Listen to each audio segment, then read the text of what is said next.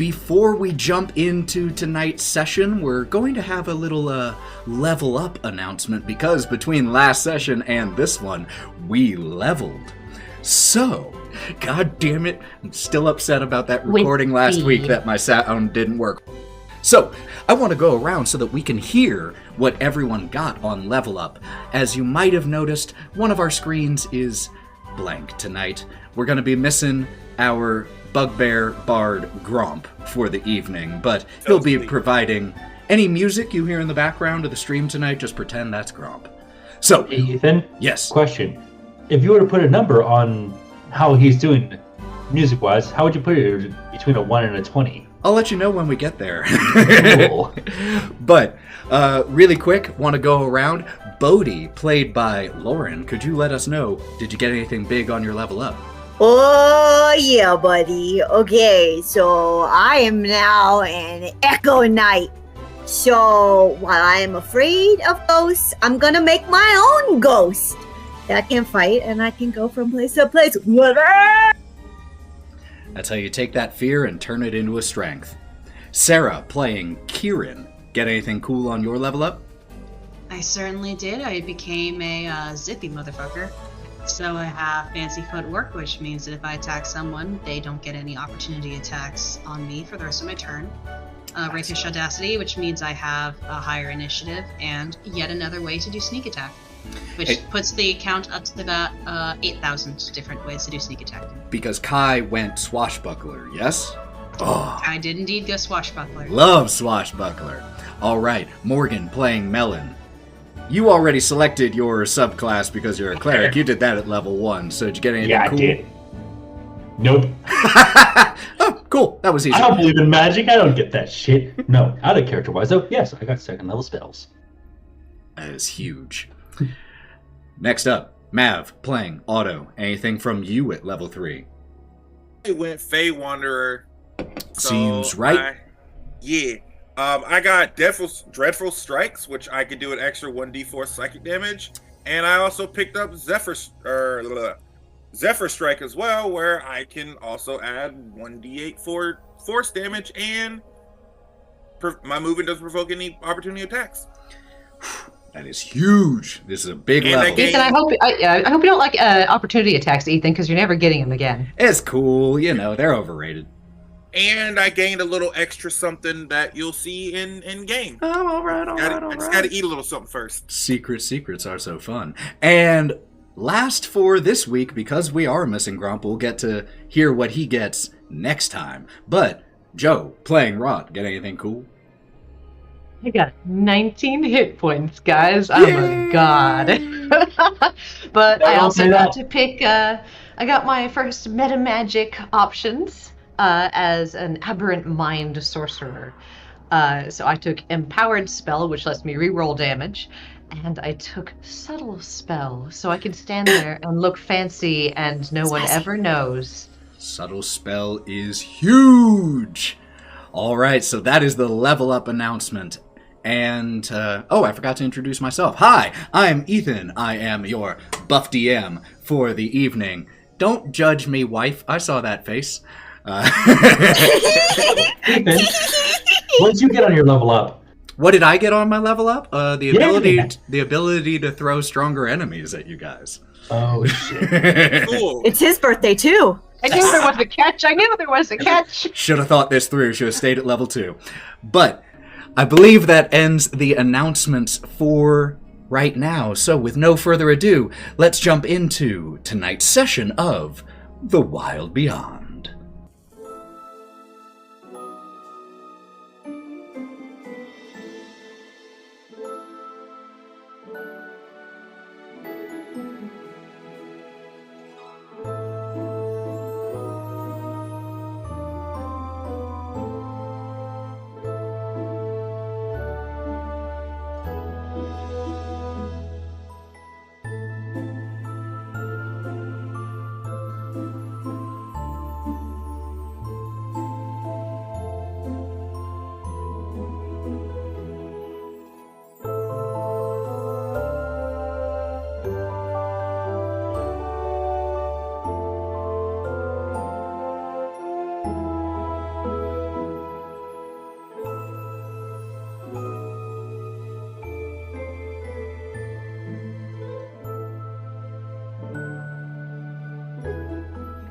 And welcome back. I'm only slightly out of breath from running to get my dice tray.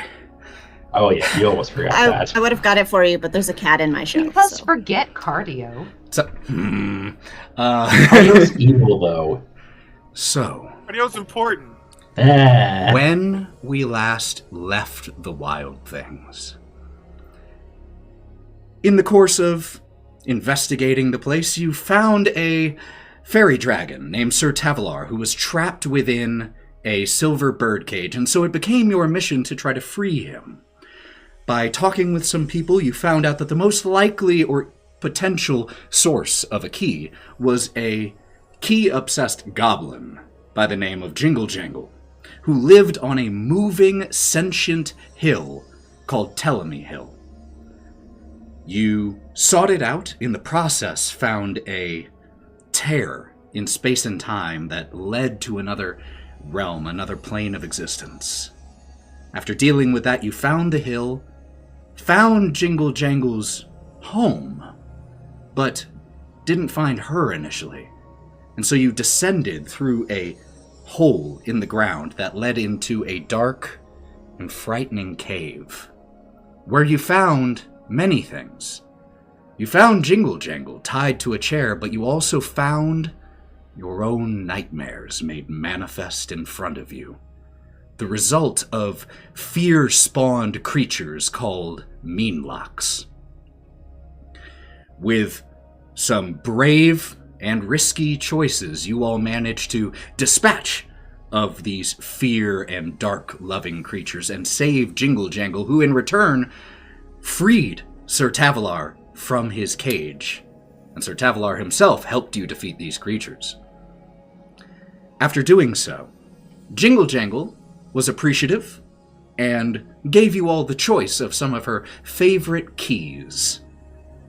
The one that you all chose, Jingle Jangle informed you, might open anything, but also might not.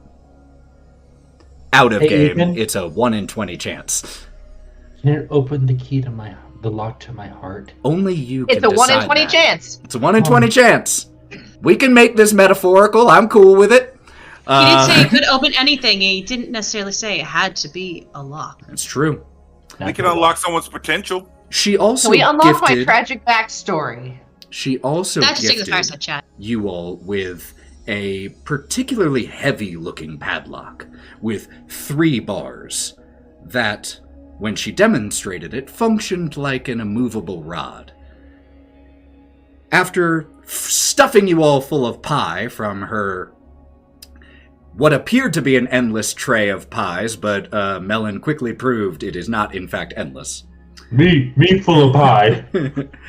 And with that, feeling safer now on top of Telemy Hill, you all decided to take your rest.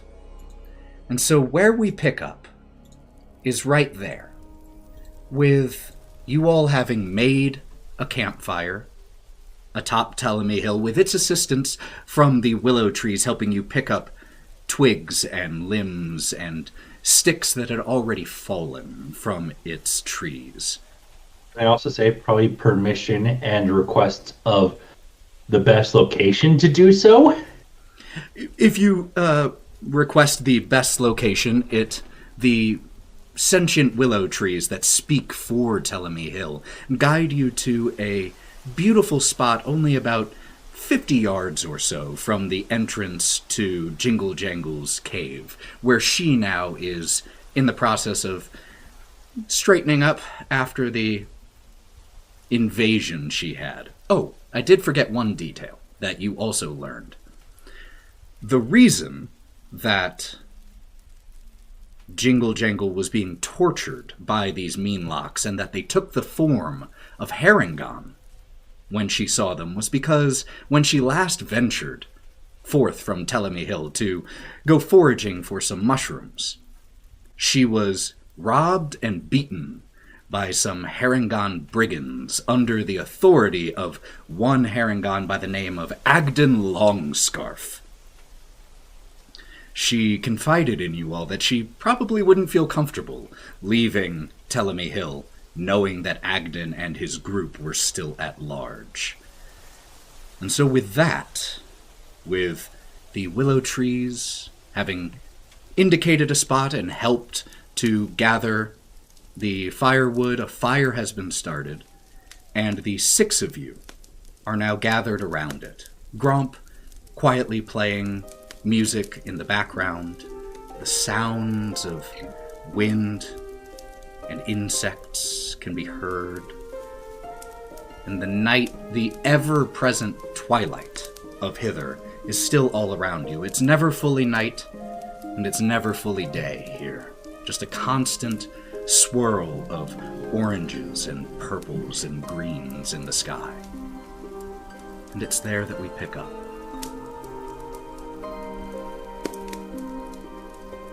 They're really good for more pie. Tough shit. But you ate all of it. Hence the tough shit. All of it.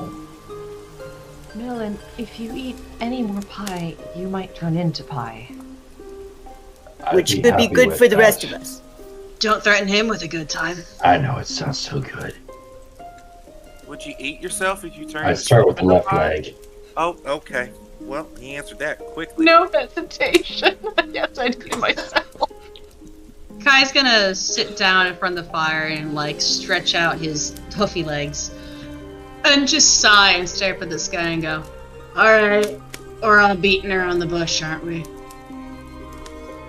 Is it a sexual thing? But the bush is over there. I don't beat bushes on premise. One of the smaller willow trees that's still a sapling, when Melon says the bush is over there, just gives a little... Aye. So Kai's gonna, like, look over at Otto after everybody has their deflecting answer, like, just this kind of look at what we're dealing with here. Well, they're rather nice. I mean, I really do enjoy y'all's company. It's fun. It's nice having new friends. Oh, this has nothing to do with, like, everybody's company being horrible or wonderful or anything, but I gotta ask, at least starting off with you, Otto, because you'll probably give a decent answer. What the fuck? I feel... Same for you, Bodie. It's the same for you. Why are we fighting evil versions of you guys? Is there that much self-loathing, like, floating around in here? Because that's something I feel like you need to talk to somebody about. And this is coming from, like, somebody who's been, like, a bartender and a trash man and stuff, so I've seen some shit. You guys have some shit to unpack. Bodie's gonna reach forward for Kai's hand and squeeze it. What I think we're trying to say here, and looks directly in the eye, is I think that we've developed a companionship, and I think it's important to unpack what we've just seen and the emotions causing that. And also, what the fuck? That was some high-tier deflection. I need to take notes. I thought we were talking about the fact that we have to murder a ton of rabbits tomorrow, and that was going to upset Otto. Oh, we were talking about being the bush. No, never mind. I thought you were talking about the ghost people. I didn't like that. There's apparently a lot of things for us to talk about. I guess it's whatever you guys want to talk about, because I'm just having a lovely night. Because, gotta say, the whole midsection here, I'm sitting at what feels like, I'm gonna ballpark here, like 50% of my usual health, and a lot of it came from, like, a good heavy whack from an evil silhouette version of Bodie. Yeah, so I would like to clarify for everyone, as he's just gesticulating with his joint, that I had absolutely nothing to do with hitting any of you. I did not do that. I think evil silhouette version. Totally understand it wasn't you. But yeah. Evil version. And he's like gesturing like constant like silhouettes of you. It's like, what? I think it was more symbolic than literal. I mean, while I am afraid of apparitions and other such spirits and spooks, I'm actually more afraid of what could have happened if I hadn't got my past self in check and cleaned up my act. Like a ghost of the shell of what I once was. I hate to interrupt. Did a flying cat just crawl out of Bodhi's shell? Did no one else see that? Oh yeah, it's pretty standard. He comes by every once in a while. I'm actually his dealer. I'm pretty sure Bodie can grow things on his shell, so hey. Oh, we're growing cats now. Wonderful. Boss cat. I grow things out of my mane. What's the difference? God, to be honest with you, I don't know what you saw. I don't even know what you saw. And I'm going to motion to the rest of them. They've seen that before, but in a different way. But to be honest with you, it's not the first time that I've seen that version of me. Call it Dark Otto or Ether, I don't know. Otto, got it. Otto, you can call him that. There is a funhouse back at the carnival. This is probably the 10th time that I've seen that version of myself. I frequented the Hall of Mirrors a lot when I first got there, and I saw that. It's a possibility of a path that could possibly happen. That's how the mirrors work, but I don't really think about it a lot. And it wasn't just one of like those funky warped mirrors that makes you look like really fat on the top, really skinny on the bottom? No, I wish. God, they had those too. But those ones were fun. But as the others can attest, that they all saw in the mirror, they saw things of the past, of their past, and a possibility of a future for them. And hey, Ethan, did we see those things? You all saw different things. When you went through the Hall of Mirrors back at the carnival, you all saw versions of each other, past, present. And so, yes, one of the things you did see was something that looked similar to the version of Otto that just appeared. Not quite the same, but closer. They are more similar than current Otto and the Nightmare are similar. Bodie, were you like a hardened criminal or something before? Are you like afraid of yourself because of that, or like is this just like who hurt you? And you see Bodie kind of sink a little bit into his shell on all his little sinky points. But he doesn't suck anything in. It's just droopy. And he pulls his joint away from his mouth. That is a very layered question. But I guess in short, I was paid to beat the shit out of people. And in front of other people. So not only was I catalyst to violence, I was the perpetuator of it. How many people in those stands did I inspire to beat the crap out of their neighbors? I was a pit fighter in Waterdeep. And I tried doing that for about 2 days and I couldn't keep doing it. Holy fuck. It's fun. Yeah, blah. I was pretty much on autopilot. If we want you to actually be useful in a fight, how much do we have to pay you? Wraught, he is useful. I didn't see him being useful. I saw him hiding in his shell. Wow, you know what? Words hurt people, Wraught. Hurt people. Hurt people. I'm gonna put my hand on. I know, that's why I say words. Otto. Well, maybe sometimes the words you say aren't the right words, Wraught. Do I get paid if I say the right words? Do I get a prize for saying the right words? Golden friendship. But anyway, yeah. Yeah, I'm usually 50 an hour. So if you wanna just slip me that nug, that'd be great. But until then, your friendship and camaraderie's gonna have to do. Good to know the LLC is still active. Ooh. Yeah, what about your spooky vision, Wraught? Spooky vision would that be? What you saw? Or did we see what you saw? You all, with the exception of Bodie and Otto, everyone saw something, and we also now know Gromp's because he made it quite clear.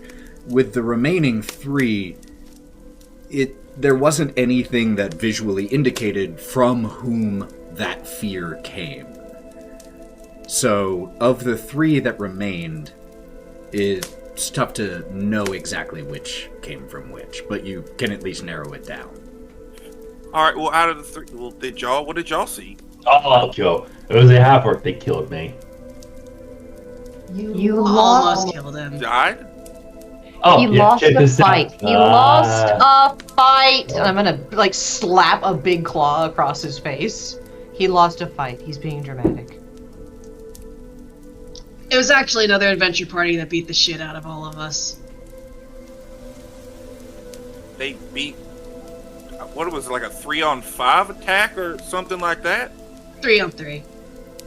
Oh. You guys are pretty But yeah, strong, so bud.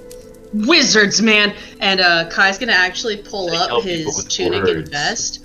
And I mean, you can actually see how bruised up his stomach is just because the fur on his stomach is really thin. But he has a massive burn that stretches from like his side and his hip. You can tell it wraps around his back too. That just goes up to cover one of his pecs. So it's totally covered up by his shirt, but it's like the fur is almost non-existent there. Wizards, man! Beat the shit out of us! And he tucks his shirt back in. Is that why you don't like wizards, Wraught? No, I just think they're douchebags. I mean, I have many reasons to not like wizards. They're just kind of the worst. But we don't need to get into that. I'm not in the mood to have a rant. I'm feeling pretty good with myself right now. I'm feeling myself, and I don't need to upset this by thinking about wizards. Well, I have a question for you guys, because you guys do seem to do this on the regular, and this is kind of like my first, like, group quest type of thing. I've lived in the woods for a while and traveling that way, but not in like an actual fight situation. Usually I run or try to talk my way out of it. How do you deal with all of the... Dad? Yeah. The strong kill the weak, and the strong eat the weak. The strong eventually die and feed the weak. But I don't think he's meaning like eating his enemies. I'm more talking Very about... Lion King of you. The He is a little- Well, it's more about... I've never How do killed you sleep anybody at night? before. Yeah, I killed those 2 kids, and I didn't really mean to, but it happened. Well, would you rather be dead? No. Then you have to learn to live with it. As long as you'd rather be the one alive, then you have to live enough for all of those you've killed. Just think of it as blocks. You're the bottom block, and for everyone you kill, you have to live enough for them as well. Also, a lot of just compartmentalization. Just sticking all that in tiny boxes, then you put it in the back of your head and go, when things slow down, I'll deal with this, and then you say that until you die. Journaling helps me with that. Maybe you could try that, Otto. But it's also knowing, like, man, a couple of us saw inside those kids' heads, like, what were they gonna go back to? Dying was better than that shit. It was kind of scary. I did see where they came from, and it was off. It felt weird and wrong. Sad. If you have to, if you have to, find a way to honor those you kill, whether it's by keeping something of theirs, or a part of them, or a memory. I keep things. And she actually reaches towards a little pouch at her side, and it's just like this little kind of hand-stitched little leather pouch, and she starts to like poke through it with her little claws. She goes, this, this, and this, and then she puts it back in. She goes, but that's mine, not yours. You get your own. Oh, all right. That's why we stopped to bury him. I felt like it was right, but I didn't like that the world just treated him like trash when we buried him. Like, I would have thought that it had been something better and happier, not the flies and everything. Like, I don't know. In my experience, the world is unfair. Also, the flies, I think, was us. It was the negative emotions that we were creating during that whole thing. It wasn't the kids, it was us. So the fact that it wasn't like shiny and rainbows of like, hey, we just killed a bunch of otherworldly, horrible children of the corn, I think is okay. And one more thing, Otto, I hate to break it to you, you've been living in Fantasy Funland Carnival Town for how long exactly? For a while. You do know that death doesn't make people explode into confetti and rainbows and stuffed unicorns, right? I know that. I'm aware It's never of that. going to be pretty. Yeah, it's never, ever going to be pretty. You're going to get covered in blood and viscera, and there's going to be bits of bone and brain, sometimes eyes. And, you know, if you're say really the most lucky... romantic things. It's brutal and gruesome. Yeah. Well, I thank you guys for talking with me and helping me understand a few things. And what the audience sees is there's a crack happens. Thanks. Yeah. I'm gonna go use the bathroom real quick. I'll be back. Yeah. When he says that and leaves, I'm going to lean over to Ross like, what's a bathroom? We've been over this so many times. I keep forgetting. Is it a bath or is it a room? Gromp takes his instrument and sets it down on the log he had been leaning against. I'm gonna go make sure he's all right. Probably for the best.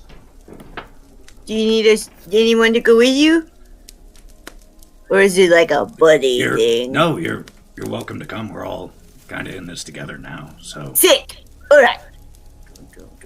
Turtle walk. They're never coming back, are they? Well, looks like it's just us again. Yeah, I can find them. Leave him be. Don't Yeah. say a threat. I mean... Kat's gonna stand up One of and them's a walk wizard. over to Melon, and just looking at him, like looking down at him, because I'm assuming Melon's sitting down. Just slowly reach out, so like his hands are almost bracketing his head, and like, whack, and like box his ears in. Stop saying you died. But I did. Makes people ask fucking questions. I did It die. doesn't matter. You got a pulse? Yeah, but I didn't. Great. That's what matters. Uh, And then he's gonna go back to the other side of the fire and sit back down and lay down in the grass. No, next think time on you tell this somebody one. you die, I'm going to rip your teeth out. So, enjoy that. Sorry, I'm thinking on this one. The camera cuts over to Otto, having walked off on his own. Gromp and Bodie coming about 2 minutes behind in total. You know, they walked a little slowly, just in case you actually did need to go to the bathroom. So that they weren't walking up, oh, hey, pissing buddies. But standing next to each other at the urinals. That happened in our other. It's like the scene in Jumanji where they're all going the first time. And don't forget to aim. So we see Otto, and we see that Gromp and Bodie are approaching in the distance. They'll be there in about 30 seconds, Otto. So what do we see right now before they get there?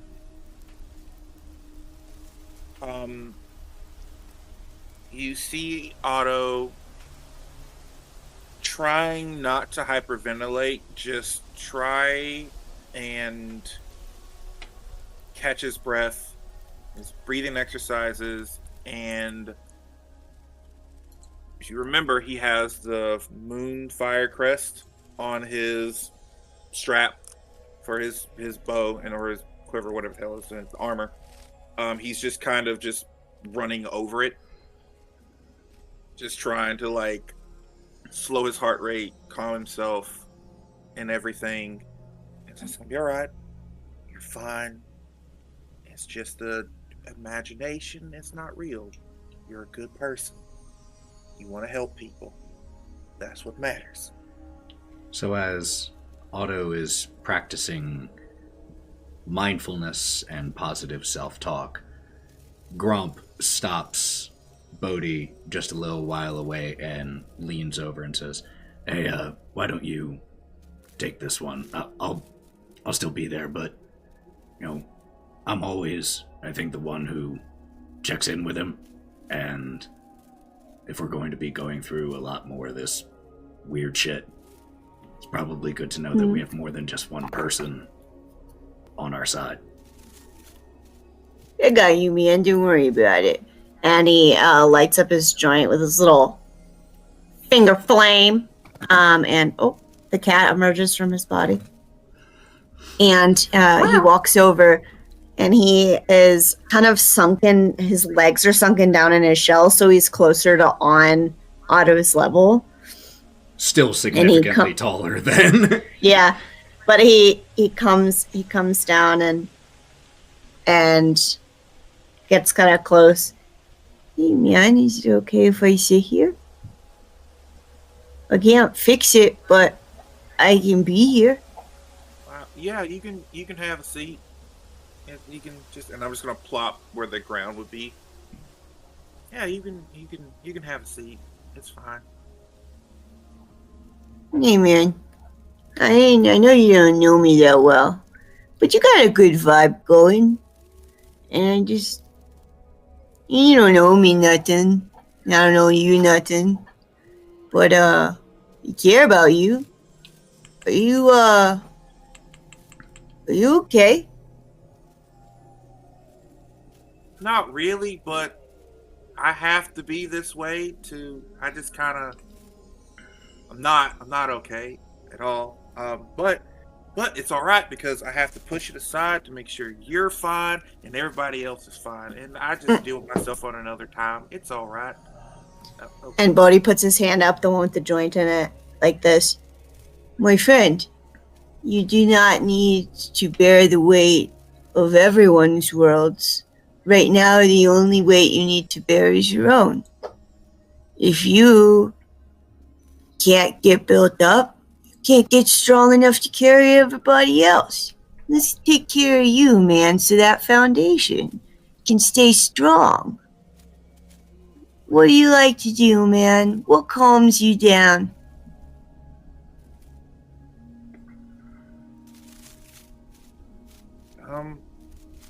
I like to look up at the stars and count them. Like, I know that sounds weird, but I like to count the stars. I like to smell like really sweet things and run. I love to run. Ooh, bet you're pretty fast. Well, my brother was faster, but yeah, he was faster. But when we would do like family reunions and stuff, and they were kind of really big, and they were really big. They'd last for like 3 days because we just have a lot to do. There's a reason why people say fuck like rabbits, huh? Jesus Christ, you just hear from Gromp. I'm trying to understand the species. It's not like I fucking know. He yells over to Gromp. Sorry, that was insensitive. Back to you. Please continue. It's fine. It's not. It's fine. Don't worry about it. Well, no, we do. It's a lot. Our families are really big with Harengons. I wouldn't know about that other part, but that's not here nor there. But it's just one of those things where I use, like Wraught says, I collect things, like in my room. Like there's this thing I always wanted to. The reason why I joined up anyway with the carnival when the carnival found me, it was a way to be able to see the world, and got to see a lot of cool people. Like I met Gromp, I met Robin, and then I met you guys. So it's a good thing, and I just like making people smile. So all in all, that's what makes me happy, is making other people happy. You're pretty good at it, my guy. So, but you, as I've been around the block a couple times in my years, yeah, I just gotta tell you, the world can be pretty scary. But it can also be so thrilling and beautiful, and there are wonderful things in it, but there are really shitty things in it.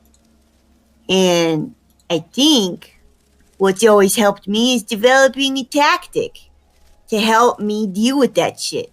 Like, you say you like to run? Maybe run in the morning. Remind yourself who you are. Get that strength all built up so you can take the day. Yeah, establish like a good exercise routine. Or you can smoke some weed. Gromp is in the process of laying out a blanket, and he sits down on it and looks over to you, Otto, and says, Otto, I know this might not count for much, knowing who I know, but you're one of the best people I've ever met. And I wouldn't even be as good as I am now, and I'm not even that great, if it weren't for you. So, anyway, you all want to count the stars?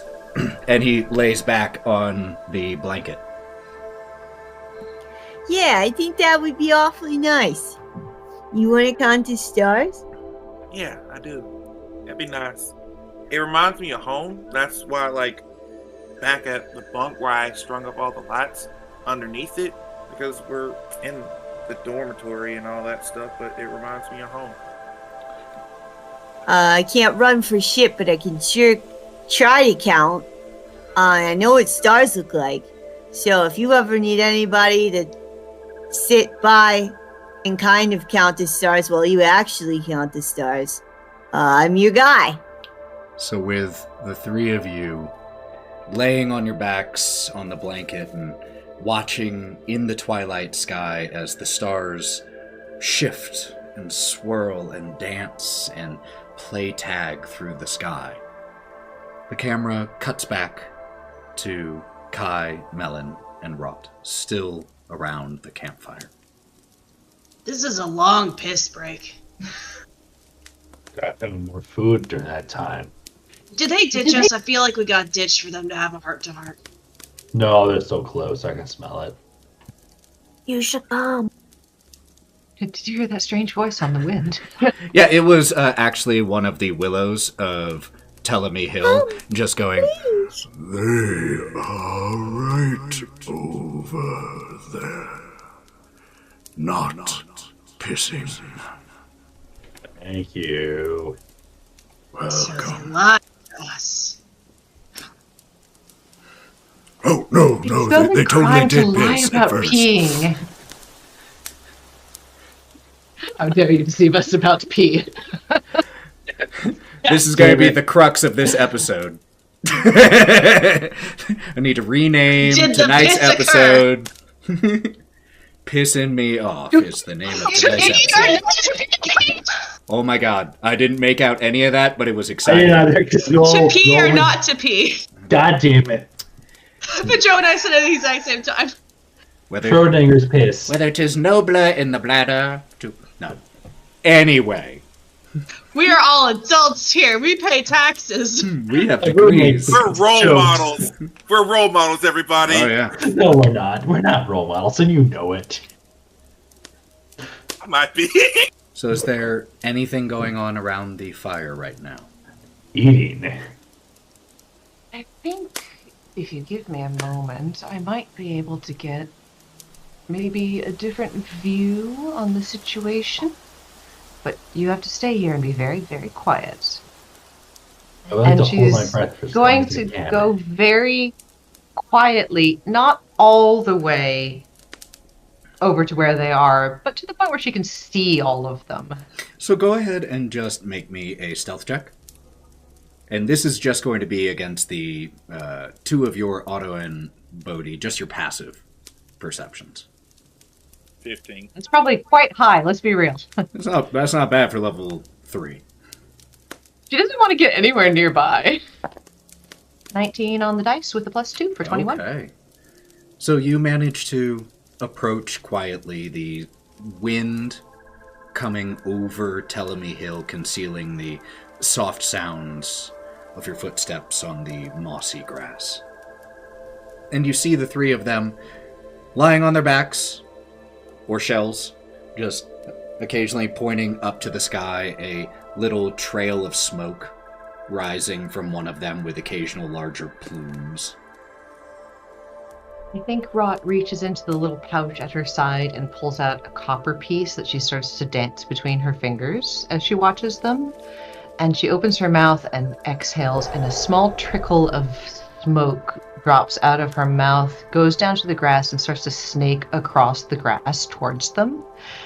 And to whoever's closest to her, she's going to cast Detect Thoughts. Well, that was visually fucking cool. So... And it slithers into their ear. Well, we're just going to do this with a d6 roll then, since there are 3. 1, 2, Bodie. 3, 4, Otto. 5, 6, Gromp. Otto is the closest. So Otto, I believe that's a wisdom saving throw for detect... Well, I believe you get to detect the surface level, I only want topical. No problem. She's just trying to get the surface level kind of ness. So just the immediate thoughts that are in Otto's mind at that exact instant. What would those be?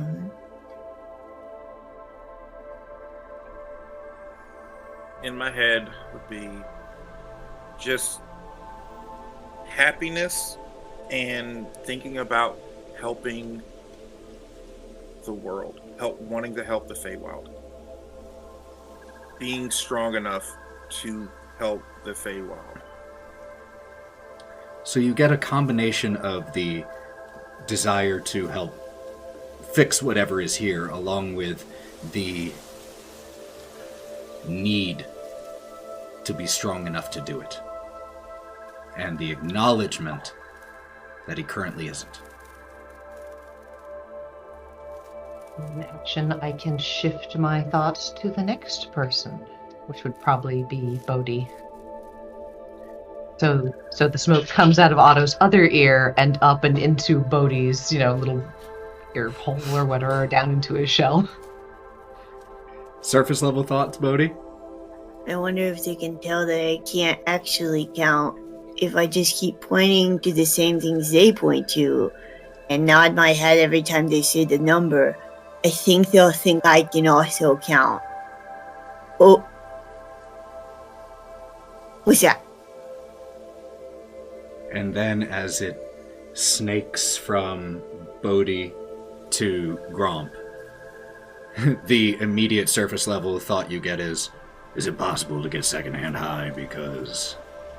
Ooh, buddy.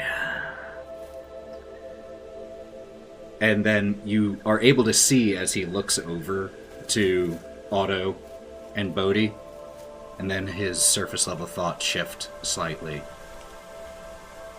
I hope this is good for him.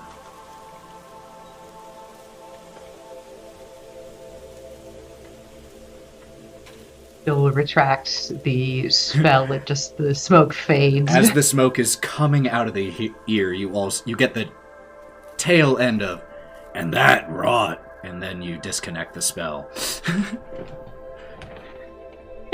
a bitch in that. I don't know what he would have thought. I can't answer that. That's not fair. I can't do it while she's watching. Yeah. God, I have to pee, but I hope that Wraught isn't anywhere nearby. Look, it happens. So. She'll make her way back over to the fire where her two companions are hanging out and just kind of lower herself back down to a seating position. And she's taking up a lot more room now that nobody else is around the fire except for those three. So she stretches out her wings really, really big and like arches her back. My back is killing me. Anyway, they're idiots. Were they peeing who has the biggest dick? Okay, if you wanted me to look into who had the biggest dick, you should have told me before I left. I thought that was obvious. It wasn't obvious as the only non-dick owner of this entire, group. Why would that be obvious? Well, if we thought they were peeing, it's something just So the three of you, by the way... No, they lied about peeing. Gromp, Otto, and Bodie, this is not a quiet conversation. And there isn't a ton of things to absorb the sound. So just over the hill, you just hear... I thought that was obvious. As the only non-dick owner... And then the wind covers the rest of the conversation. And Gromp just kind of... Obviously... Gromp just kind of sits up. You also heard who has the biggest dick. Gromp just kind of sits up and goes, well, I feel like we're missing interesting stuff. Bodie agrees and starts rustling over there. I think that I will probably have the biggest one, just sheer size of my body. You would hear from over the rest of we need visual proof of that. So with that... Take off your pants, Bodie. With this conversation, as Otto, Gromp, and Bodie return to the campfire, it fades out for the evening. Thank you. The sound of the crackling fire and laughter as this strange group that has come together manages to have an evening of friendship. And sometimes that friendship takes the form of giving each other shit, and sometimes through pissing contests or dick measuring contests. But after a relatively stressful day, full of possessed children, facing your own nightmares, you get to have this evening of calm and friendship.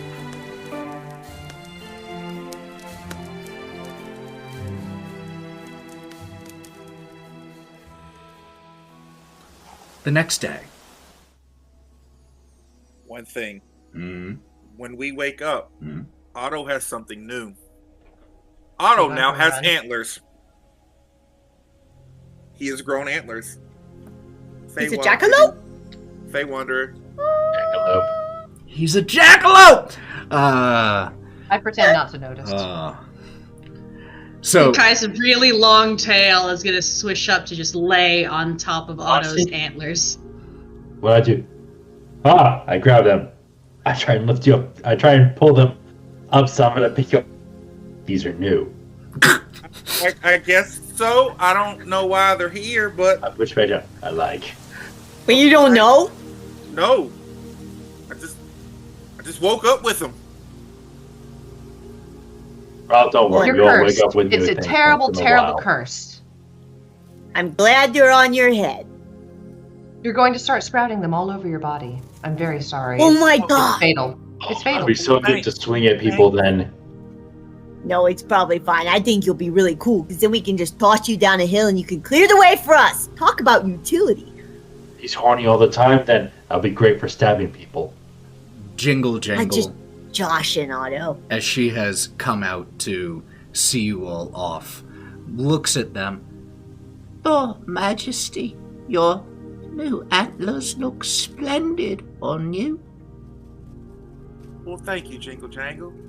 I still got to get used to hearing that. If you ever need to come back and stay, you are always welcome with Jingle Jangle and with Telemy. And the willows that have escorted her.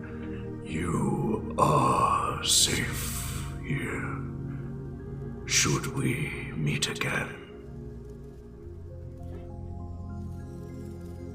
And the 6 of you say your farewells. Fortunately, Telemy is not currently moving, so getting off of the hill is a lot easier than getting on it. So, the 6 of you start making your way down the hill, and you notice that the water level here in the swamp of Hither is once again higher than it was. No longer a simple, muddy, mucky swamp. It is now, once again, the water about 4.5 feet. So, you're going to have to move a little bit slowly here.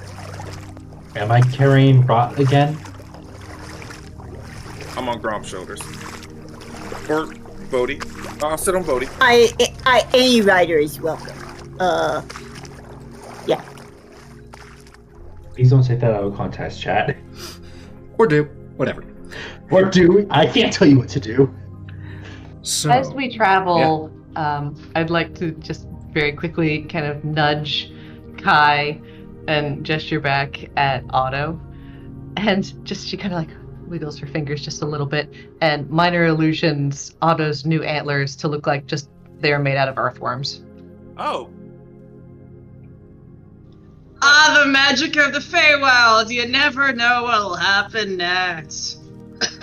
As you touch them, Otto, they still feel like antlers and aren't moving. Oh.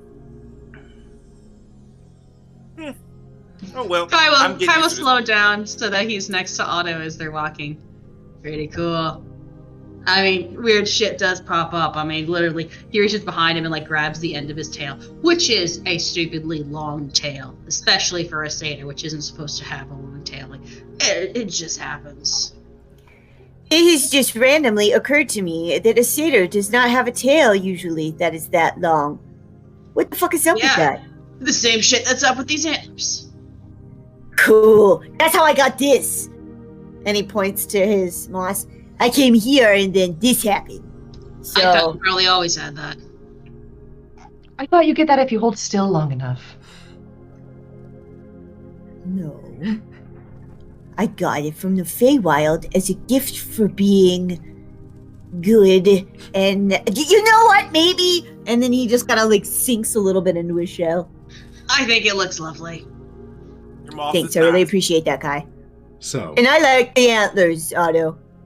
Well, I gotta get used to them being on my head and stuff. How do you deal with having horns on your head, Kai? You get a really good pillow that has neck support so you don't try to turn in your sleep. And, fantasy Tylenol. that was the That's most just Tylenol. real answer you could have possibly given. So, really quick, I'm going to roll a d4. This is for luck points. All of you are going to get the same amount because that was excellent role play around the camp. 1. It was minimum, but everyone gets 1 luck point for great role play. And as the... Rod is also... Oh, go ahead, sorry. Oh, no, please, you. Rod's also going to kind of gesture between Kai and Melon. I go, I'm also of the opinion that at some point in the night, Kai just snuck over and stole Melon's tail. And she's going to gesture to his little tiny cut-off nubbin he's got hanging out of his cargo shorts. Like a bobcat tail. Where'd it go? I lost my tail. Melon, I got a question. Yeah, what up? Why do your shorts say juicy? They do? They're written in marker. Is it juicy? I can't actually look over that way. Isn't it let's see. obvious? I keep spinning around a bunch. I can't actually see. It's not canon. Wraught wrote it on there. Oh, no. It's canon. I can't see it, though. We had to run a honey pot heist, and it wasn't going to be me. You all head north. I put that in quotation marks because it's...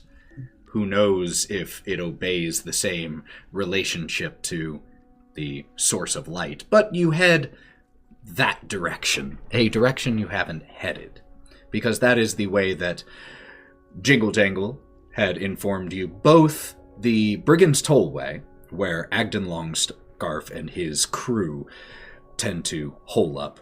And it's also the same direction as Downfall, where the guide through the mists that was mentioned to you might potentially be found, along with Bavlorna Blightstraw herself.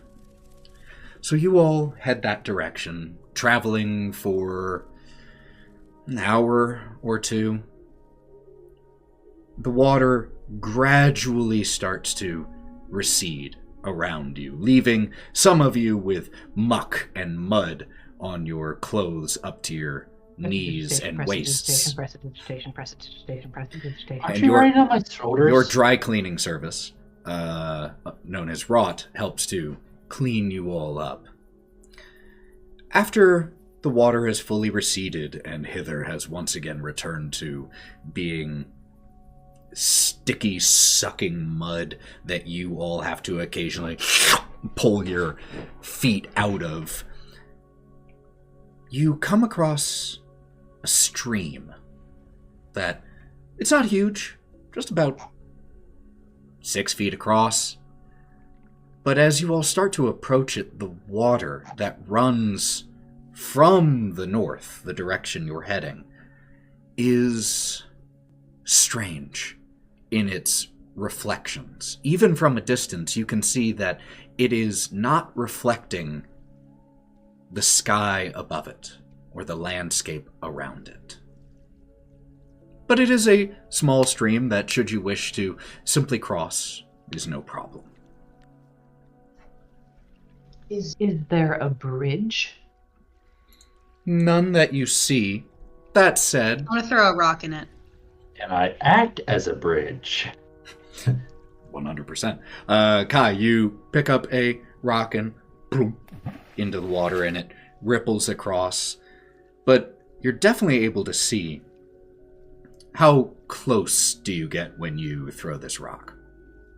Like, do you just walk up to the side of it and drop it in, or do you throw it from a little while? I throw it. Okay. So you're still able to see, though, that it should be reflecting the oranges and purples and greens of Hither's sky. But it's not. From right here, you can't tell what it's reflecting. But you know it's not that.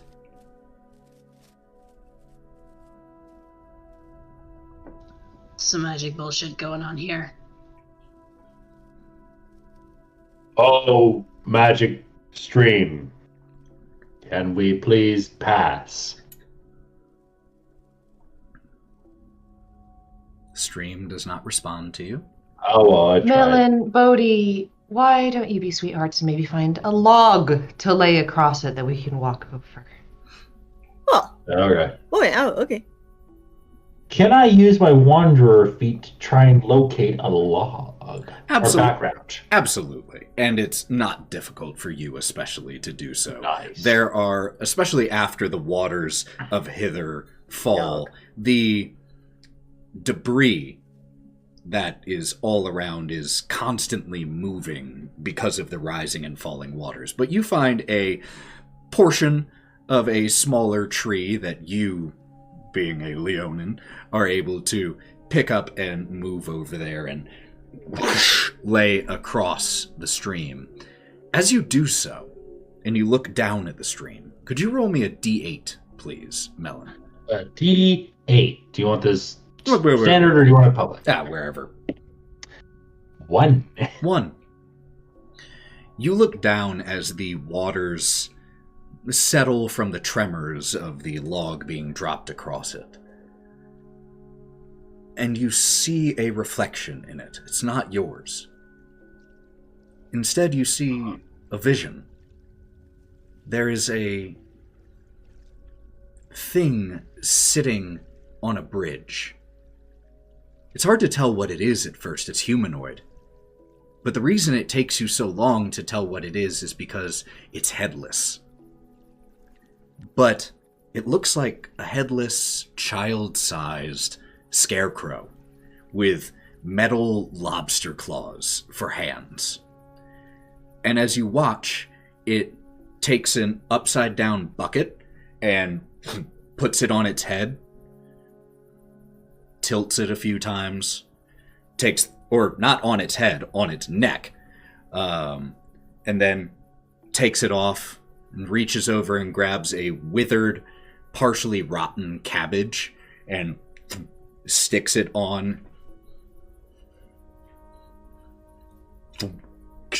and then picks up a large gourd-like plant onto the head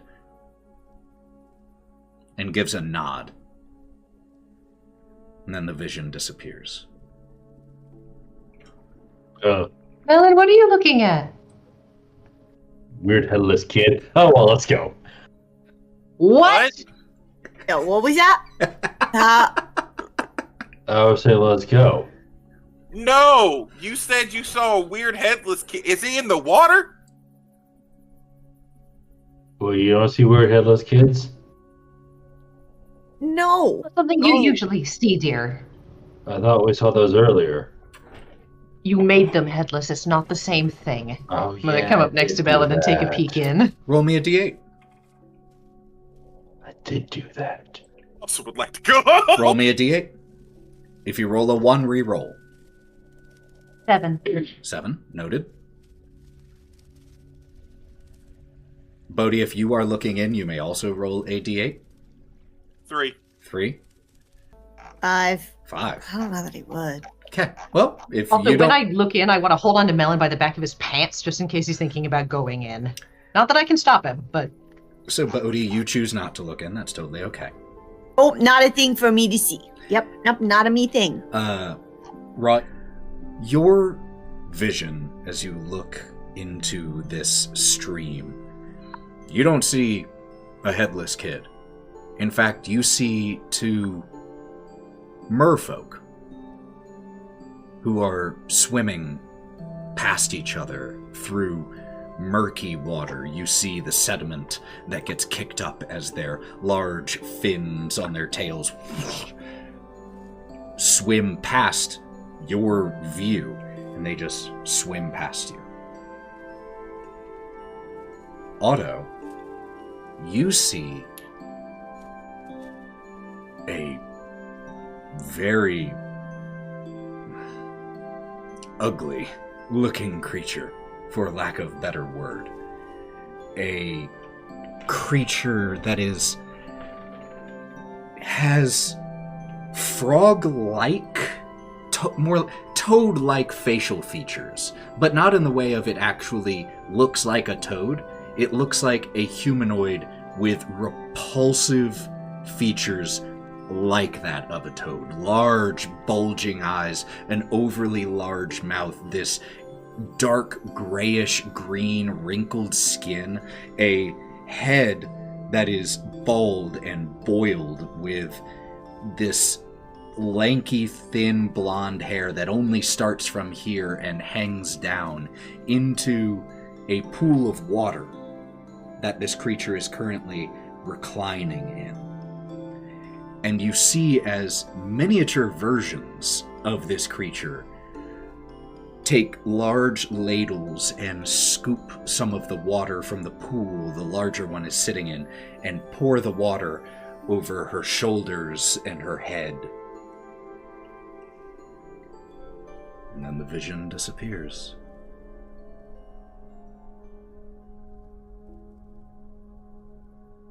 A strange river. I don't like it. I saw a toad lady. With a I'm sorry, what? There was this really big toad lady. She was sitting in the water, and then there were little mini versions of her. Like, it was a lady, right? A lady presenting. I mean, hard to visually tell with those features, but from what you saw, probably. I'm gonna go with Toad Lady, because I know what toads do. And the miniature versions you saw, by miniature I mean about yay tall. All right, okay. So there was like little tiny ones about this big that looked like her, but they were like ladling out water and putting water on top of her and everything. She wasn't very. She's somebody's choice, but She's not. She looked nice. She has a great personality. Sure, we'll go with that. So, does she live here, or? Bodie, you can do so much better than that. Just to let you know that you deserve the best. We're not here to all get right? you a date. Kai? No, I don't want to get me a date. I want to get the fuck out of here. I don't even want to look in this stupid water because you're saying there's headless kids and toad ladies that are ugly but not ugly, depending on your personal views. He has a face for Everything's radio. subjective. I want to go. Before I jump to Melon, Kieren, could you go ahead and just make me a history check, and we'll get back to what that is. Melon. You're muted, buddy. I'm a dumbass. Let's just leave it at that. It's not like I don't do No, I it. was going to say, just how far across is this river with the log across it now? It widens and shortens. It's anywhere from 6 to 10 feet across, but the log totally cool. crosses So I was it. going to say, it's like, unless stopped, I was just going to sit in the middle of the log, and it's like, take one hand, pass across people. Yeah, you can So it's like, I'm absolutely gonna stand on sit there in and the help middle? people across, Oh, lift people across. Sit, feet in the water, because it feels nice. And Why it- not? And it does, actually. The water Hell feels yeah. quite nice. And it's like, hand out, they get to me, I transfer via hand, and then across. Got it. Kai, what'd you get on that history check? 15? 15? The description that Otto gives of this toad-like woman, you've heard someone referred to that way. You're trying to recall the conversation in your head, and it's right there. It is right on the tip of... You heard someone describe Bavlorna Blightstraw herself as a toad of a woman. Cool. I'll keep that to myself because it's not exactly helpful information. Totally. So, you all cross the stream, assuming no one else wants to take a look in. Kai, Bodie. Cool. You two avoid looking in, and with the assistance of the Leonin in the cargo shorts sitting waist deep in this stream, just helps you across. Please, Ethan. It's Juicy Shorts, apparently. Nope, it will didn't never make be this canon choice. while I describe the shorts. You can say it as many Underwear times as say you want. juicy. It's cargo shorts and juicy underwear. Yeah, you got boy short, juicy Oh. underwear. I can roll with that. Wait a minute, I wear underwear? I need to roll for this. Do I wear underwear? do now. Odds I Please do, don't odds roll I for don't. underwear. So, I don't wear underwear. in the next hour or so of travel past the stream, is there anything anyone is wishing to do or say? Roleplay props, Dan. Get them Do we want to? street. I can do that. So let's do this really quick. Could I have the 5 of you, each of you just roll me let's go with a D100 percentile die. Because we're going to need those out. Uncommon rolled. For those of you who are DMs, who are watching along at home, the resource I am about to utilize is one that was developed by a really cool DM named Connie Chang. They developed this as a simple little way of prompting roleplay. Not that... I don't have a D100. What do I roll for? you don't have... Roll hold a- on. The 2 D10s, the one that has only single digits on it and the one that has the double digits on it, that's a D100 when rolled together. It reads, so it's like, say, for example, my roll showed a 30 Mm-hmm. and a 5. I rolled a 35. Correct. I can give another example. I rolled a 70 and a 6. That's a 76. So, Actually did roll a 76. hey! So for those Holy of you shit. who don't know what a percentile die is, that is what it is. It's rolling those 2 different D10s together. That's either called a percentile or a D100.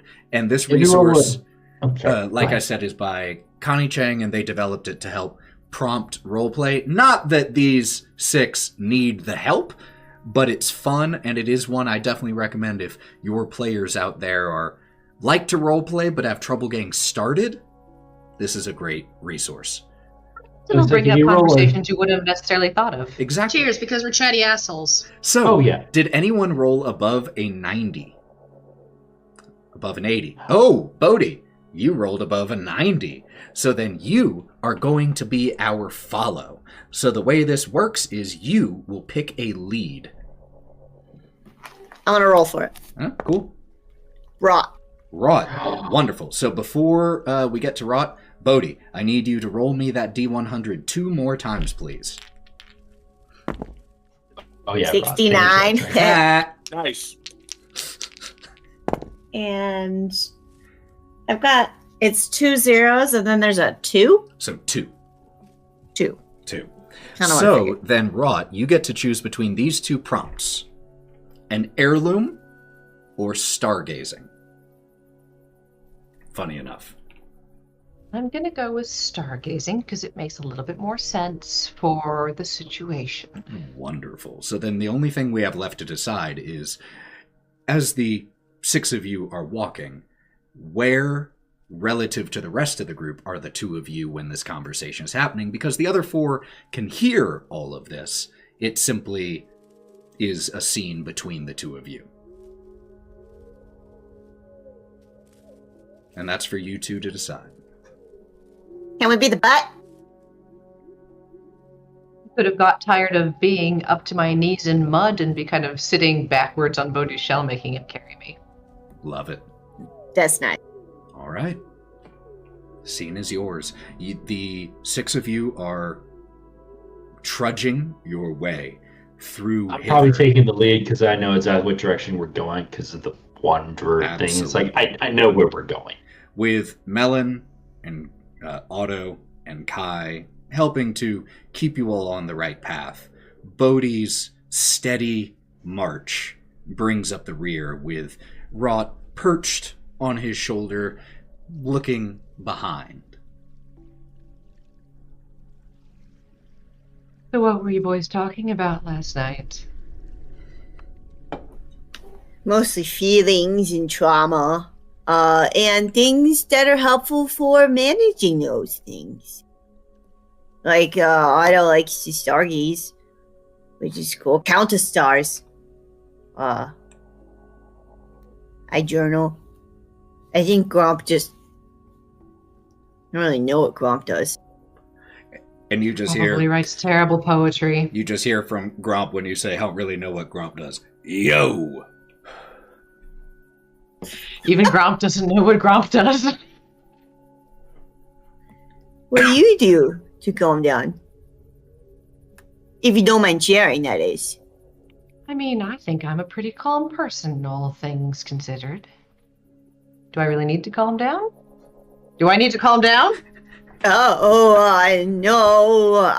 but if you did hypothetically need to calm down from excess amounts of stress, like say traveling with a giant band of idiots, what would you hypothetically, of course, do to relax? What do you like, hobbies, or like Otto says he likes to run?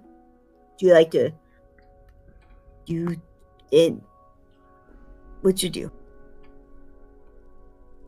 Kind of started like cleaning under her claws. I don't really have any hobbies. Hobbies are for people with free time. I don't have any of that. I guess I'm just too busy. Which, it is what it is. That's life. You're busy and then you die. I mean, I hope you feel fulfilled in the in-between. Well, fulfilled is relative. I mean, fulfilled is for rich people. We live in Waterdeep. I find jobs and I use my pay to feed Melon. I can see how that can get out of hand. No, I don't know. I think Kai worked as a trash man for a little while. It was really easy to feed him when Kai was a trash man. yeah, lots of people throw shit out, you know. But like, I think that not just rich people can be fulfilled. Like, I'm not rich, and I feel... No, but you do a lot of drugs, Bodie. I feel like that's kind of a self-fulfilling thing. Yeah, it is filling a hole. You're not wrong there. I don't know. I mean, I think certain things make different people fulfilled. If I had 1 billion gold coins, I think I'd feel very fulfilled indeed. And then I would lay on it all day, and I would make people give me back rubs because my back hurts all the time. No. It's probably from laying on gold. Or you have really big wings. That might be a problem too with back issues. I wonder if I'd make a good massage therapist. You have nubby little fingers. Yeah, but I have a lot of heart rot. You know what? Why don't you go to school for people who give back massages and then talk to me after you're done? Don't practice on me. I'm very delicate. You'd probably break some ribs. Okay. And he makes a mental note to try to go to massage therapy school. Bodie has a life goal now. Bodie gonna be a masseuse. That is masseuse threat word, right? 3 luck points for Bodie and for Wraught for that scene. Hey, it's the roll of the dice, y'all. Good rolls. We're going to do one more of these, and because Wraught was the lead last time, you are the follow this time. So, could you pick someone who hasn't gone for this final one? I think because I just had a fun fireside scene with Kai and Melon, I'm going to pick Otto. Love it. Then could you roll me a D100 twice? Not that I don't love you guys, but we just chatted. 11 and 15. 11 and 15. Ooh, these are interesting. And Otto, you get to choose. Sharing joy or sworn to secrecy? Hey, Wraught. What makes you happy? Money. So much money. What do you think makes me happy? Look at me. You're a dragon in a corset. It's not a corset. It's just a laced shirt. I don't even have any boobs to push up, so why would I need a corset? No snitties. Hashtag no snitties. Snitties. They're dritties because they're dragon titties. Dritties. No dritties. Dritties. Well, no, I mean, like... Still no. Itty bitty dritty committee. New group name. Oh, God. Well, no, like, I know money makes... Like, what do you find joy in doing? Like, I know you and Melon and Kai have been doing this for a while now. Like, what stops and makes you, like, snicker or, like, brings, like, a silent joy to your heart?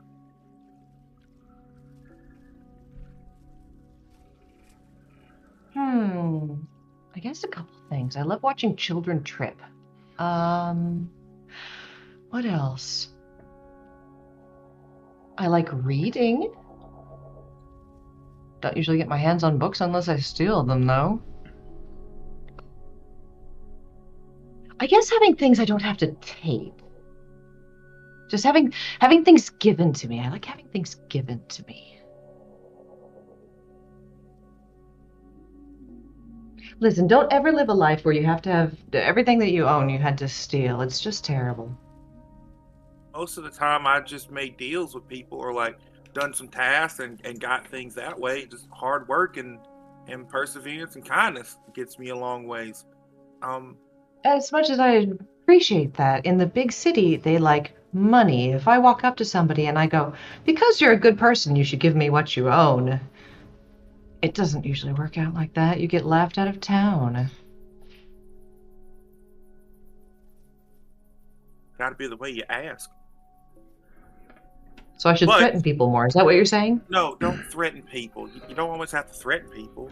She's like grinning, like she knows that she was just messing with you. Oh, so does messing with people bring you joy too?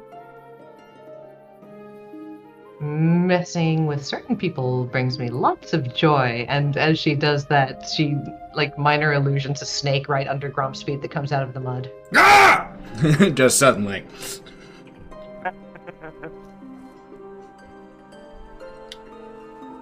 You said you like people giving you things.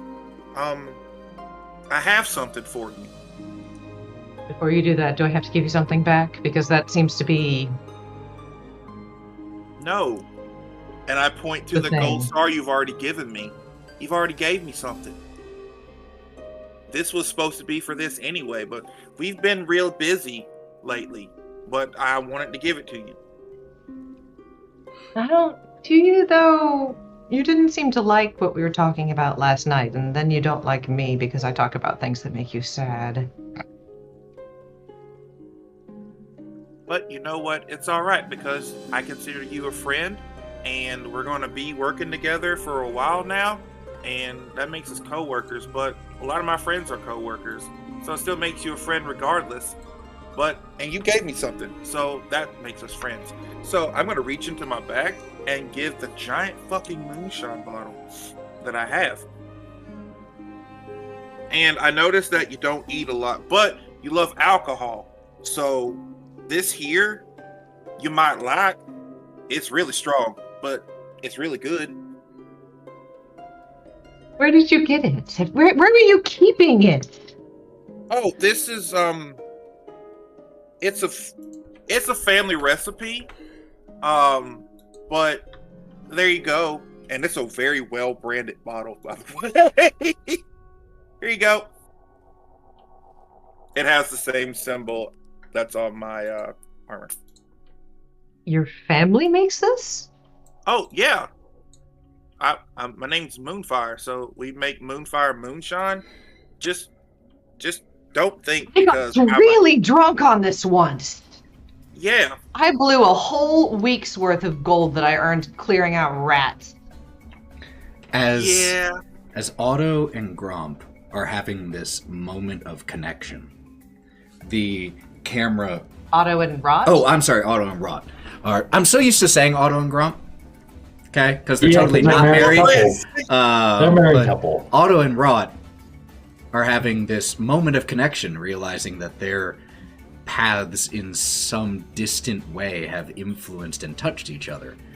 And the camera moves suddenly forward, and a foggy swamp, or a foggy section of the swamp, as up in front of you, the marsh stretching out, the fog that is ever present, just a little wispy usually, grows heavier. And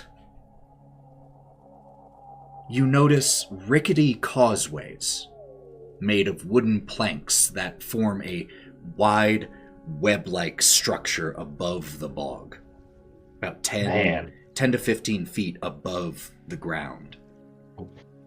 And in the distance, you see that many of these causeways converge on a single spot, an enormous ivy-covered tree stump that rises a good 10 feet or so above the 20-foot-high fog bank that enshrouds it.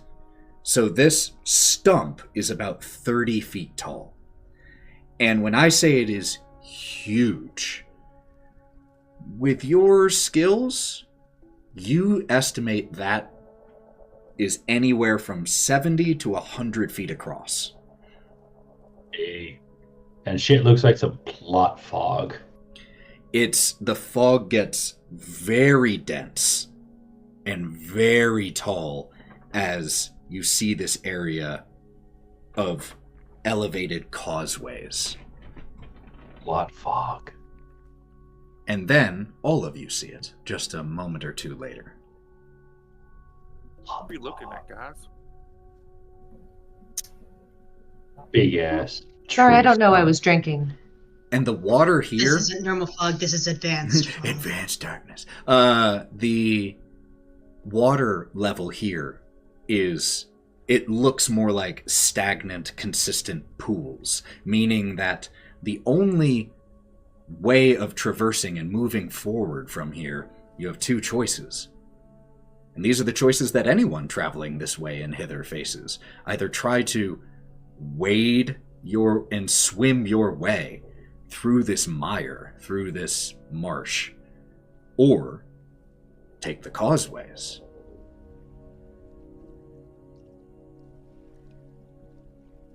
Well, it's not like we have a boat. I'm gonna start climbing. We're gonna start climbing. I am Also, not big enough for a boat. There's a ramp. I'm a big fan of the high ground. Leads up to the causeway from here. This seems to have been constructed in a very deliberate way, as all of you look at it. There are two facts about it that come immediately to all of your minds.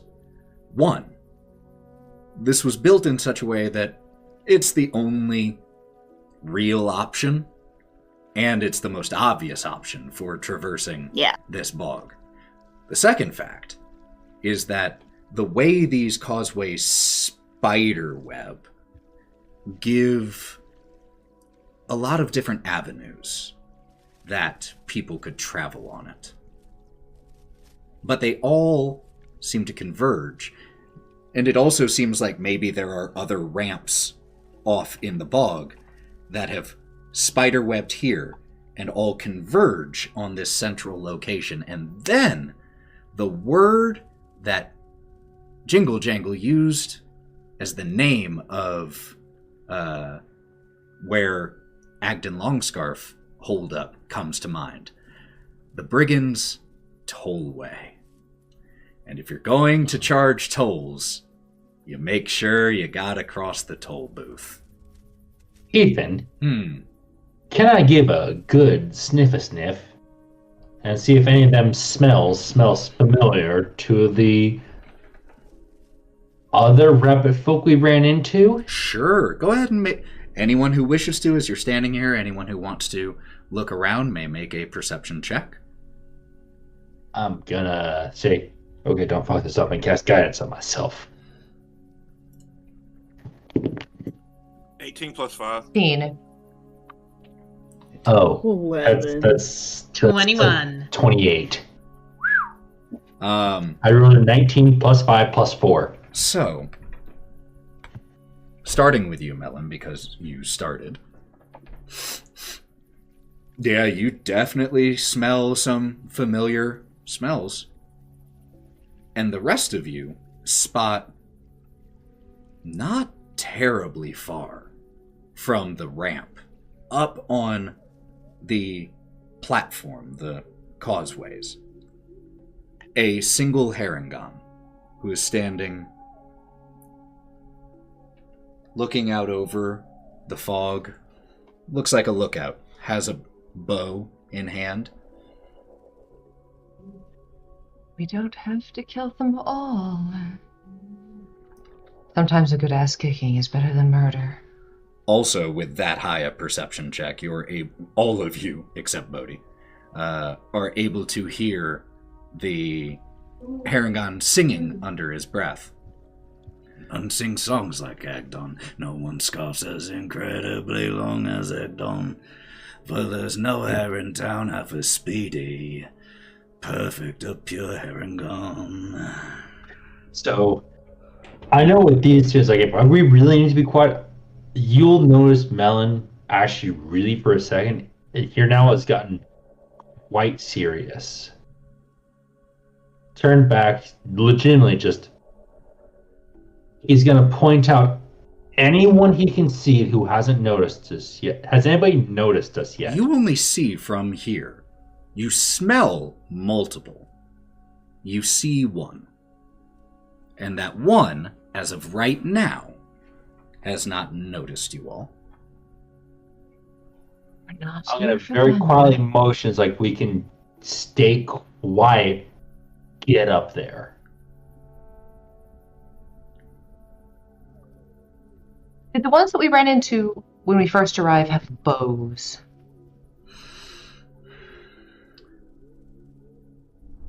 Yeah, at least one did. Thinking back on it, you're pretty sure one had a bow. The one in the back did. Thinking on that, Wraught is definitely a fan of getting up high so they can't be shot down on. So We can be shot across at and knocked out of a tree. pick your poison. Most of us have some sort of range attack, so staying on the ground wouldn't be horrid. I'll motion. It's like I'll take the lead if I can. Split the party. Fuck no. No. It's just I'm gonna take the lead if I can, because I can smell where they are. Okay. So, what are we doing? With the knowledge that when you are doing something, Melon will be taking the lead. What are we doing? Are we moving forward up the ramp onto the causeway? I think that's the move, right? Watch this. And Wraught is going to kind of bend her arm in an odd position because she's double jointed, and then go like this and cast where'd it go? I'm not gonna cast jack shit because that was the one spell I replaced. Never mind. Was it Disguise Self? It was Disguise Self. No! The one spell I chose to replace. So you go like this. I do not. I do nothing because I know that was the spell I replaced. I don't look like a fool. Damn it. I refuse to look like a fool. All right, fine. In some alternate universe, Wraught just watch this. But I can try something else. But Kai, I saw your hand. Before we go, Kai's just going to be very quietly go, I can take him out. Not killing him, but I can try to knock him out. I can also cast a spell, but I think some should go high and some should go low. And she's going to push off of Bodie's shell and start trying to climb the causeway as quietly as possible. Can I see the one in the tree? There isn't one in the tree. The only one that you see is on the causeway itself. If I can pinpoint the smell locations, I'll pinpoint the smell locations. What about spell locations? Smell locations. I mean, scent doesn't quite work like that. Fair. You know, you can tell the direction. So what I will say, because you rolled so high, you definitely smell the one who's just about 60 feet away, the one that you see. You also smell... So if he is right here in relation to you, you get more sense kind of V'ing around him. So a little to his left and a little to his right. You get a few more smells on the stagnant air here. Wraught, you are trying to climb stealthily. So the first roll I need is a very low DC athletics check simply to climb. Well, relatively low because this isn't a part that is intended to be climbed. So you're having to make your own little finger holds. Yeah, the goal is to sink her claws into wet wood and pull herself up. So this won't be a crazy high roll. So first athletics. 13. The DC I set was 12. Which is a 15 minus 2. The DC I do have a set minus 2 was for this, 12. So you managed to start... You will be able to climb, but I will need a stealth check here. Which is not a minus 2, thank God. Thank God. 18. 18. Okay. Where are you wanting to climb up in relation to this Harengon? He is at so the path that the ramp leads up goes straight for a little bit.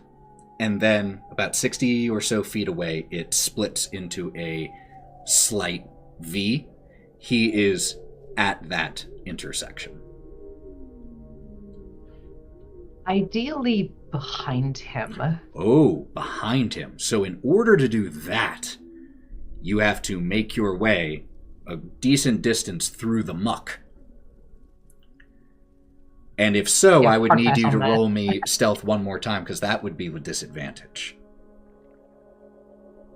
No, okay, maybe not. Might be our best bet to have the strong ones maybe go forward. We're probably going to draw their interest anyways, but have the ranged or the squishy ones try to be hidden in the trees. Oh, and I've entered hunting mode. I want this. I am If I can't get stalking to prey him, now. I'll go, like, in this kind of blind spot kind of thing, where it's the 180 view and back a little bit for prey animals. So where he Since they have the eyes on the side of their head. Where he is about 60 feet, like I said, away from you, and you all are just about 10 feet from the ramp. So that puts him about 40 feet into the muck if you were to travel through it. So to get behind him, or even to his side, you would have to walk a decent distance into the muck to get there first. Okay, so no matter where I climb up, I'm going to be, like, right in front of this guy. You will be in front of him. Yes. Not right in front of him, but it'll be in front unless you want to walk through the mud for a little bit. You totally can. And is anyone else wanting to do anything? I was going to say, Ethan, is it possible to climb up the causeway towards him? Would I be in view of that? Without being in view of him, he is rotating. You know, he's looking around. He's not just dead staring at the ramp. So, if you wanted to try to stealth your way up there, you absolutely could. Yeah, because I've now found prey Got it. that I need to stalk. Let's do it. So this I'd like to also hide in the trees a little bit so to do the range thing. Trees just on, still where it's a little dry, relatively dry. So are you trying to climb into a tree or just hide amongst them? If there's some low-hanging branches that give me a little bit of cover, I will, but I want to try to be in a place where hiding is good. Got it. So most of the trees here are, some are overgrown with moss and, foul plant growth, but you're able to climb about 5 feet up onto one, still on this side of the ramp, but it gives you a little bit of height, and you can make me a stealth check while you are up there. Now, what I will say, though, what I'm trying to do is I'm not trying to immediately kill. Okay. What I'm trying to do is wait for a moment when his back is turned to get up there. One hand over mouth, the other claws at neck. Noted. Otto, I saw a hand from you. So just to clarify, this Harengon is at the entry point of getting into where we need to go, right? Seems to be. I mean, there might be ways around, but it doesn't look like anywhere near. And if you were heading for somewhere, or heading for where Agdon was, this seems to match the description or the name that you heard from Jingle Jangle. So, out of character. So, there's another thing that I got when I became a Fey Wanderer. I could charm person, by the way. So, if we want to go with this route, we can still do this route. Or I can just go talk to him. Character, we don't know shit. So, I was gonna say, yep. Afterwards, I want to try and take him to the most darkest point I can. Hold on. You're 3 steps ahead. We gotta get there first. I love that you're thinking ahead and planning. Let's get there first. What did you get on your stealth? Oh, you made a roll stealth. All right, cool. Coming up. I love seeing the two sisters just simultaneously go. 16. 16. Even with a disadvantage. Very nice. And you know what? Fuck it. I need to do good guidance. Plus a 3. 19. Very cool. Do remember, usually guidance needs to be decided before you roll. Apologies. But we'll go with it on this one. But in the future, no. In the future, you have to have guided yourself before. Apologies. No, I'm happy for it to not be there. He's been playing too much Baldur's Gate. Totally good. I really have. As a reaction, I would like to add, please, now that I see what the DC is, I need guidance. All right. I didn't know the so DC. That is a very good roll. Kai, what did you get on yours? Also a 19. Also a 19. Got a +6. Very nice. So, Kai gets to a position in the trees where you can see this. And we see as Melon is starting to prowl up the ramp. And you crest the rise where you're able to see this Harengon. And he's currently looking the other way. You can ask any Bavandal Scabby, and they'll tell you whose team they prefer to be on. Doesn't seem to see you. I'll wait until a natural lull in his song. Okay. And then strike with an over the mouth and over the neck with a drag to the shadows. There's a bit of a gap in the song, and then no one. And so when you say the shadows, what do you mean? Got the ramp back up the way that you came? This is up into so this is a ramp on a tree trunk. So these are ramps that are. This ramp leads to causeways, pathways, wooden pathways that are built on stilts above the bog. There are many of them around that you can see. Not all connect to where you are, but they all do seem to connect to a very large tree stump. Okay. Currently, that's still off. The trunk itself is off in the distance. Okay, then it'll probably be back down onto the ramp, a la wrestler, where it's like one leg around his, really keeping him in there. Very cool. You just grab and you just hear,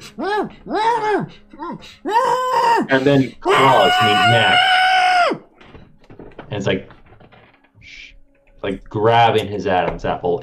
If Harengon do have Adam's apples, I don't want to assume. So you squeeze. And his cries from under your hand go quiet, and you pause for a second and just listen.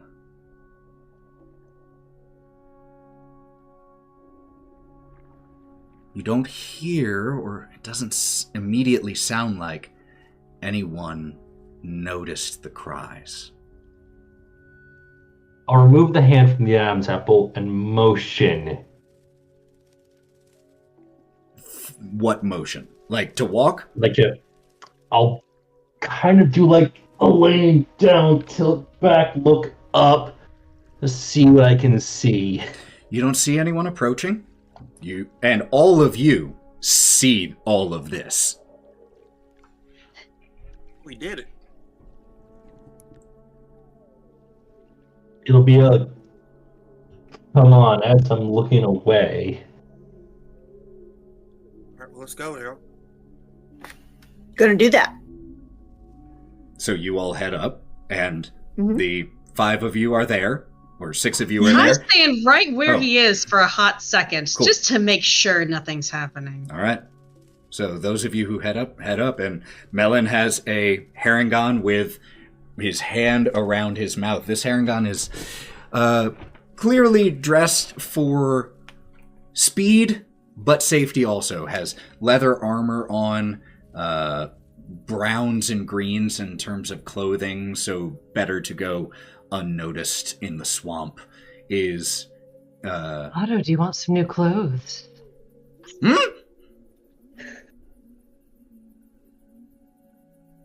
Check his pocket. You might fit in a little better. I mean, they're my size. I'm so sorry. I'm so sorry. Shh. It's okay. All right. You're just gonna go take a quick little nap, and it's fun. You're not gonna die. Melon, please. Melon. Falls around the jaw now. Was just a little bit. So it's like it's not doing anything. It was like, oh, just stop. We're gonna take your stuff now, okay? We'll give it back. We'll leave it. I mean, I'm pretty sure you'll get more. It's No, fine. stop that. We're not leaving it. We're taking his stuff. Just take his stuff and let's go. I'm sorry. We're taking stuff. just robbing him or taking his shit off of him while he's just standing there. Shooting him. Let's dress Otto up like the guard and send Otto in. So what all are you taking? He has a club that's on his belt. He has the short bow, which he dropped upon being grabbed. He also has leather armor and his greens and browns in terms of clothing. Does he We're have a stripping shaver? him naked and putting it on Otto. Oh, Okay. all right. What she said. What the dragon lady said. Okay. There, as you all start stripping him, I guess what I can do is I can plug the nose, make him pass out temporarily. so you're just trying to... Actually, So- wait. I'll just take the club and hit him. No, this is safer. Trust me. Okay. Thomas, legitimately, from a medical background, it's much safer to do that than blunt head trauma. You just cut off So, all oxygen, do and is he just... go right. He just shakes for a while against it, and then eventually just passes out. The body will start his automatic breathing. He's just gonna be passed out for a little while. Bodie's just standing here watching this. Oh man, this feels weird. I need, as Don't this be is happening, aroused. I need everyone other than Kai, because of Kai still Yeah, being where weird. Kai was, make me a stealth check, please, as you Oh, all yes. come up here. Natural 20. Can I Do I have to make Advantage. another one? I'm already up here. Can I move along trees to get a little bit closer, but staying in the trees? Sure. What were you looking for, Ethan? Stealth check, please. Got it. Hey, guess what? My first one was a natural 20, but I had disadvantage because I'm a cleric. So 19. 18. 19. Bodie? Can I just not be with them? Nope. No, you're up here. You made the choice. Bodie and Wraught? what'd you 13. get? 13. 15. 15. You guys managed to do this pretty quietly, all things considered. And eventually there is a stripped Harengon, and you have a short bow, a club, leather armor, and clothes. Go on, Otto. Go be charming. I'll be right behind you. And then you hear in your brain, and inside you. That's weird. And put everything on. Okay? Let's go. You swap clothing, no problem. Now what? I guess walk inside. What do you mean by inside? You are on Oh, these fuck. wooden elevated pathway that goes forward for quite a distance and branches off and all of that. So, what do you mean? Oh. Guys, what are we doing? Hey, Ethan, Hmm? looking at these bridgeways, is it possible that I could climb underneath? Possible? Sure. Before this gets any crazier, I think people have misunderstood the word picture that was painted, thinking that like the giant tree was something that could be accessed and had paths that went up to it. It is. Okay, I think that's what Otto is referring to, is wanting to go into the giant tree. Right. So, but when he said in it, that's a while off. So I'm just asking what you mean, as in, are you starting to head that way? And we're going to still have Yes. some. Okay. Yes, And start- all start of to you, head that way. and all of you are just you. And I'm gonna be in Otto's brain using telepathy, and it's gonna be just like quietly. Let me know when you see anyone and where they are. So are we wanting to go in and like infiltrate this tree of bandits? Are we, because we're going for Dude with the Long scarf. scarf. yeah, long scarf, yeah.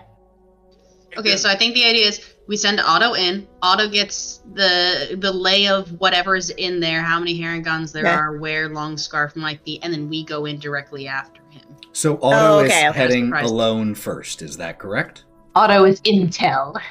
But everybody's following along shortly behind. I mean, I'd rather be at the door if shit goes down rather than having to run the rest of the way down the causeway. Don't Yeah. look at that like that, Joe. I know that you want to be like, aha, and then we're going to fight for a while. I just We've have been one 30 thing. Hold on. feet behind Otto. Otto's been trying to say this. Otto, go.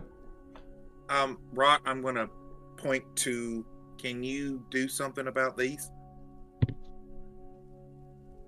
I don't look like Minor other illusion, Harengon any. right? Thank you. Now I'm gonna walk. Go get him, tiger. I turn it into a cute hat. I don't think I can make it invisible. There we go. We can do that. Because invisibility is It's a much, jaunty-ass top hat with a ribbon on it. Much harder. Okay. So, as now you have a top hat. You start to head forward, Otto, and when you look over your shoulder just a little while after you've started, your friends are getting a little hazy with the heavy fog. Not impossible to see by any stretch of the imagination at this point, just you feel the distance. And you come to a split in the pathway where you can go left or right. I'm gonna go right. You start heading right and keep walking. And the group is following. How far behind are you all staying? I think you had said about 30 feet. I would have gone to catch up to them if they started to walk, just like trying to slide my way back through the swamp to catch up with the rest of the group. But just so Otto stays within kind of like eye shot, but we're not directly on him. So then, Otto, as you are leading the way, you see materializing out of the mist, up ahead on the path that you are walking, 2 more Harengon. Neither of these is holding a bow, but the thing that's interesting about one of them is that is a jacked Harengon. Not like Bane level jacked here, but Harengon are usually lithe. They rely typically on their speed and their wits.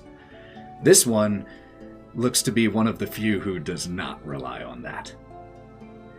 It looks more like a hare. They're both wearing leather armor, and they are just sitting, like, quietly talking to each other and keeping a lookout. And make me a perception check really quick. 19. You can also see, as you look to your left, the pathway you were going to take. You follow it with your eyes, and you see very close to right across from each other, though it's a total of about 40 or so feet apart. You see 2 other Harengon on that pathway.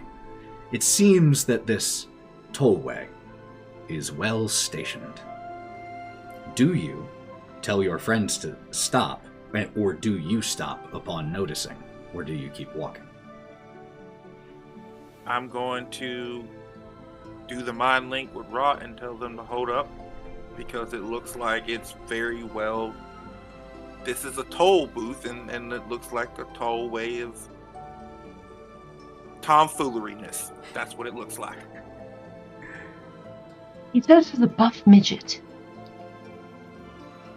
Hey, Ethan, if I wanted to stay under the walkways, is that possible? I don't mind going through the sludge. Oh, so to walk under it? Sure, possible. Definitely possible. The pathways themselves are anywhere from 15 to 20 feet off the ground, above the mud.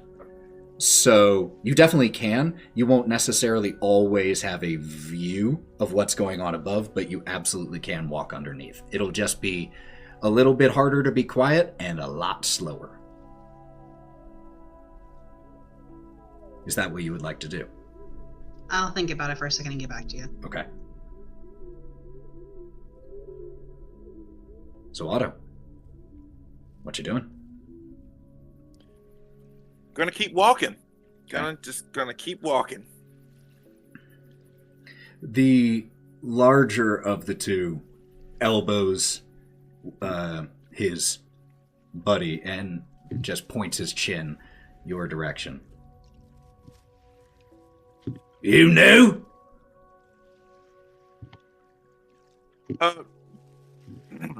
Yeah, I am new.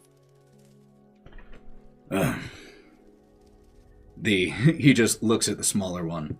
Agdon keeps hiding people. I can't keep track of them. What are you doing over here? We got this section well, man. Get back to where you were.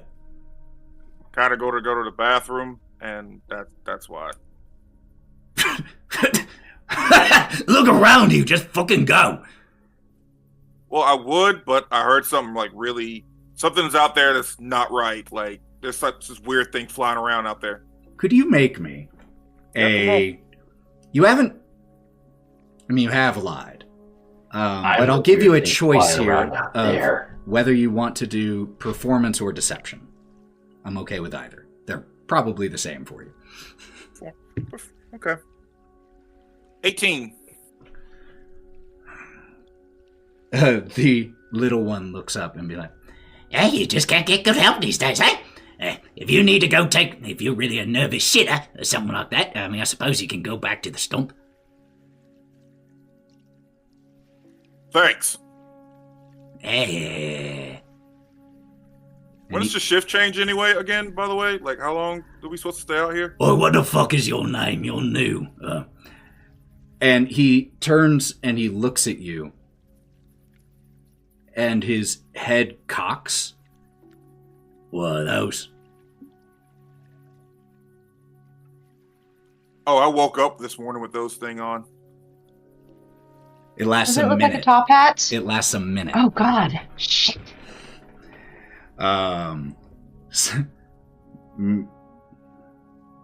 You've already deceived them once, so make me another deception, but this time with advantage, because they already have believed you.